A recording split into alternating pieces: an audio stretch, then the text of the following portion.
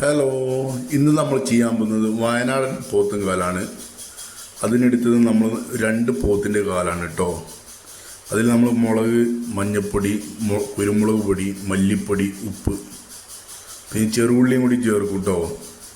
അത് സിമ്പിൾ മസാലയിൽ ചെയ്തെടുക്കുന്നതാണ്. നമ്മളിപ്പോൾ 2 പോത്തിൻ്റെ കാലായതുകൊണ്ടാണ് ഇത്ര വെള്ളം വെച്ചത്. പിന്നെ അതിൽ കൂടുതൽ വെള്ളം വെച്ചില്ലെങ്കിൽ ഇത് 4-5 മണിക്കൂർ വെന്ത് വേണ്ടതായതുകൊണ്ട് വെള്ളം കൂടുതൽ വെക്കേണ്ടതാണ്. ഈ മാംസമുള്ള കാല് വെച്ച് കഴിഞ്ഞാലാണ് ടേസ്റ്റ് കിട്ടുള്ളൂ. ഇതൊരു 6-7 മണിക്കൂർ വെന്ത് വരേണ്ടതാണ് കേട്ടോ. ഇതേമാതിരി മാംസം കാണുന്നില്ലേ, ചില നാടുകളിലൊക്കെ മാംസമില്ലാതെ എല്ല് മാത്രമാണ് അവർ ചെയ്യാറ്. അത് ടേസ്റ്റ് കിട്ടൽ കുറവായിരിക്കും. ഞങ്ങൾ വയനാട്ടിലേക്ക് ഇങ്ങനെയാണ് ചെയ്യാറ്.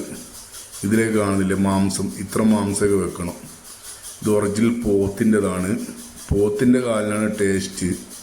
പിന്നെ ഇത് കൂടുതൽ കഴിക്കേണ്ട സമയം എന്ന് പറഞ്ഞാൽ ഇപ്പോൾ നമ്മൾ മഴക്കാലമൊക്കെയാണ്. ഇതിൻ്റെ ഉള്ളിൽ മജ്ജ ഒക്കെ, മുട്ടുവേദന, പല ഇതിനൊക്കെ നല്ലതാണെന്നാണ് പറയുന്നത്. പണ്ട് കാലം മുതലേ വയനാട്ടിലുള്ള പഴമക്കാർ കഴിച്ചു വരുന്ന സംഭവമാണ് കേട്ടോ. ഈ കൊച്ചു വീഡിയോ നമ്മളെ ഇഷ്ടപ്പെട്ട് കഴിഞ്ഞാൽ നമ്മൾ സപ്പോർട്ട് ചെയ്യുക, നമ്മൾ ചാനൽ സബ്സ്ക്രൈബ് ചെയ്യുക, ലൈക്ക് ചെയ്യുക, നിങ്ങൾ കമൻറ്റുകൾ അറിയിക്കുക. Okay, bye.